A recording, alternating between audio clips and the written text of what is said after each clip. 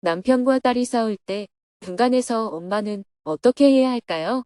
2024년 1월 16일 자승스님 49제 참석 인도 출국 준비. 안녕하세요. 서울 정토회관의 아침이 밝았습니다. 스님은 새벽 기도와 명상을 마친 후 인도에 갈 준비를 했습니다. 오전 10시에는 서울 정토회관을 출발하여 강남 봉은사로 향했습니다. 봉은사에서는 지난해 11월 29일 원적에 든 조계종 전 충무원장 자승스님의 49제가 열렸습니다. 참석한 내빈들과 인사를 나누고 자승스님의 49제에 참여한 후 다시 정토회관으로 돌아왔습니다. 오후에는 인도 성지순례를 가기 위해 짐을 싸고 출국 전에 한국에서 처리해야 할 업무들을 처리했습니다. 해가 저물고 저녁에도 원고 교정과 여러 업무를 본 후 일과를 마무리했습니다. 오늘은 법문이 없었기 때문에 지난주 금요직문직설에서 나눈 대화 내용을 소개하며 글을 마칩니다. 남편과 딸이 싸울 때 중간에서 엄마는 어떻게 해야 할까요? 제 고민은 남편과 딸 사이의 갈등입니다. 남편은 흠잡을 데 없이 성실합니다. 본인이 부끄러워할 정도로 회사에서도 애처가라고 소문이 자자하다고 합니다. 딸도 학교에서 본인의 역할을 잘하고 있고 심성이 착합니다. 그런데 두 사람이 만나기만 하면 뭔가 삐걱대면서 자꾸 다툽니다. 아이들이 정리하지 않고 많이 어질러 놓는 버릇이 있는데 최근에는 제가 없을 때 남편이 딸에게 심하게 짜증을 낸 것 같아요. 사춘기에 접어든 딸이 이에 반박하고 남편은 딸의 행동에 버릇이 없다고 야단을 치면서 서로 크게 다툰 것 같습니다. 그 후 며칠 동안 서로 대화를 안 하고 있는데 그 모습을 지켜보는 제가 중간에서 어떻게 해야 할지 모르겠어요. 이런 상황이 자주 반복이 되어 남편도 설득해보고 딸도 설득해보지만 걱정이 됩니다. 스님처럼 권위가 있는 분의 말씀을 들으면 딸과 남편이 서로를 이해할 수 있을 것이라 믿고 강연장에 두 사람을 데리고 왔습니다. 남편과 딸이 갈등을 일으키는데 스님이 좋은 말로 두 사람의 갈등을 해결해 달라는 거예요. 그런데 질문자의 남편과 딸이 갈등을 일으키는 게 사람들에게 큰 피해를 많이 줄까요? 지금 러시아와 우크라이나가 전쟁하는 게 사람들에게 큰 피해를 줄까요? 스님이 만약 갈등을 해결할 수 있는 능력이 있다면 질문자의 남편과 딸이 싸우는 문제를 먼저 해결해야 하겠어요. 러시아와 우크라이나 전쟁을 먼저 해결해야 하겠어요. 제가 중간에서 어떤 역할을 해야 현명한 것일까요? 두 사람의 문제에 개입하지 않는 게 현명한 것인지 아무리 생각해도 잘 몰라서 조언을 구하고자 말씀드렸습니다. 미국이 세계 질서의 구심점 역할을 어느 정도 하고 있는데 왜 미국은 미국보다 약한 러시아와 우크라이나가 전쟁하고 있는 것을 막지 못하는 걸까요? 이스라엘과 하마스가 싸우는 것도 중재하지 못하고 있고 남북한이 서로 다투는 것도 중재하지 못하고 있잖아요. 그렇게 큰 국력을 가진 나라도 힘이 작은 나라의 싸움조차 중재하지 못하는데 질문자는 남편이나 딸보다 힘이 강한 것도 아니잖아요. 그런 질문자가 두 사람 사이에 끼어서 무슨 역할을 할 수 있겠어요? 그러면 이렇게 지켜만 봐야 할까요? 지켜보지 않고 무슨 역할을 더 할 수 있을 것 같아요? 질문자가 보기에 남편과 딸이 싸우는 내용이 별일 아니라면 그 둘이 싸우는 일도 별일이 아니지 않을까요? 남편과 딸이 별일 아닌 걸 가지고 서로 너무 별일이라고 생각하는 것 같아서요. 남편과 딸이 각자 나름대로 문제라고 생각하는 것을 질문자는 별일이 아니라고 보면서 왜 두 사람이 싸우는 것은 별일이라고 생각하는 거죠? 질문자도 두 사람이 싸우는 것이 별일 아닌데 이를 별일이라고 생각해서 또 두 사람과 다툼이 계속 반복되는 겁니다. 사실은 모든 것이 다 별일이 아닙니다. 나의 관점에서 볼 때 별일이 아닌 것이 상대방의 입장에서는 별일이 된다는 차이만 있을 뿐입니다. 저녁 시간에 가족이 다 함께 모일 때는 화목하게 지내려고 노력하는데 요즘은 그게 어렵습니다. 가족이 화목하려면 일단 질문자가 말을 하지 않아야 해요. 지금 질문자는 남편과 딸이 싸우는 것을 시비하고 남편은 딸을 시비하고 딸은 남편을 시비하고 있잖아요. 세 명이 다 싸우면 시끄러우니까 한 명이라도 조용히 있으면 덜 시끄럽지 않겠어요? 식사 시간에 남편과 딸이 냉랭하게 있으면 제가 체할 것 같아요. 막내도 눈치를 보고 있는 것이 안 좋아 보이고요.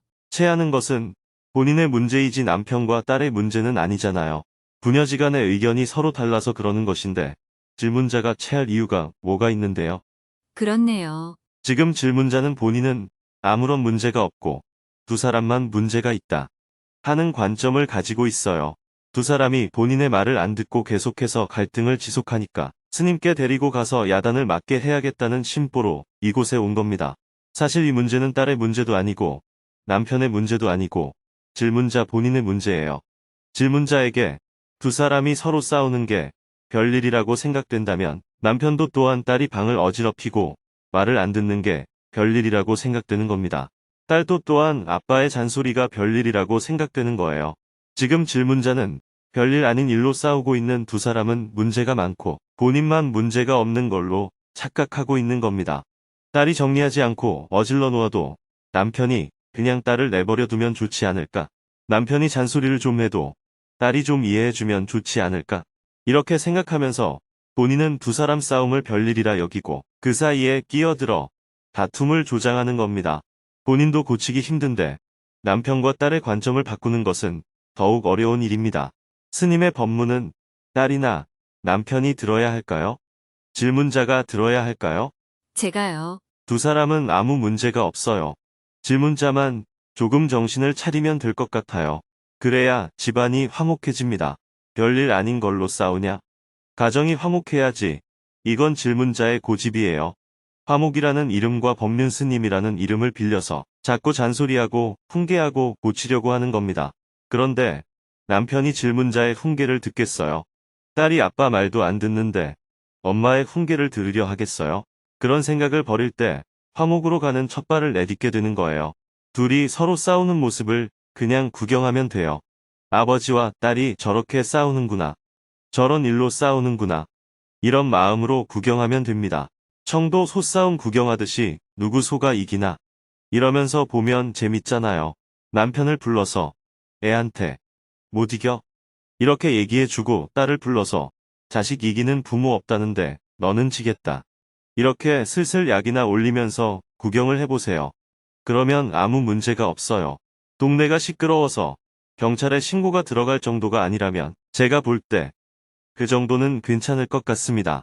그래도 저는 아이한테 아빠가 말은 그렇게 해도 너를 굉장히 사랑하는 것을 꼭 알아야 한다. 이렇게 말했습니다. 그런 얘기하면 꼰대라 그래요. 요즘 아이들은 사랑한다는 표현을 꼭 잔소리로 해야 하나. 이렇게 바로 대꾸합니다.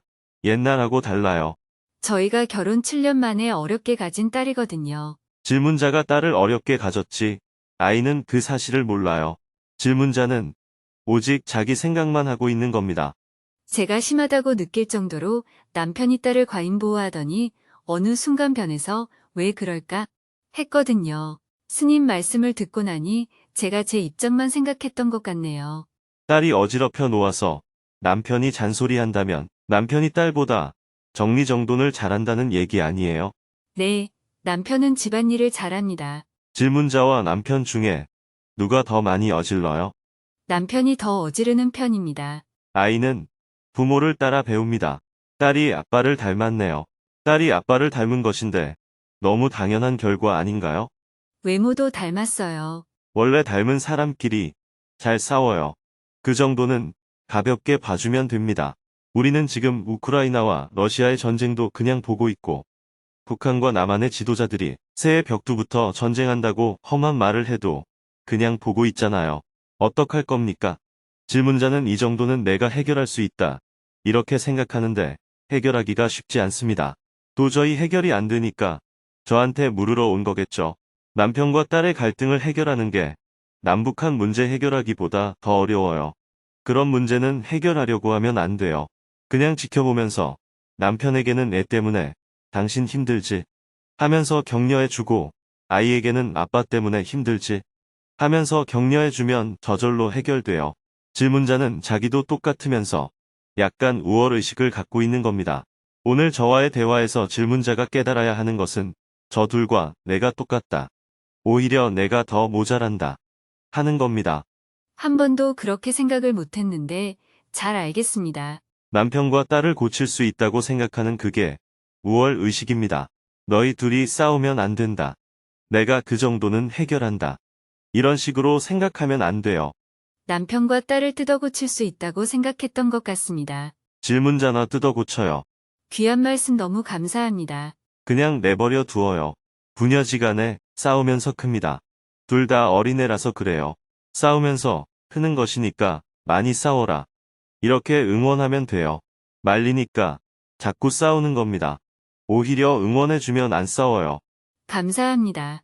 부녀지간에 싸우는 것을 해결하는 일이 간단한 일이라고 생각하는데 쉬운 일이 아닙니다. 숫제 남북 문제를 풀었으면 풀었지. 인간관계 갈등은 정말 풀기가 어렵습니다.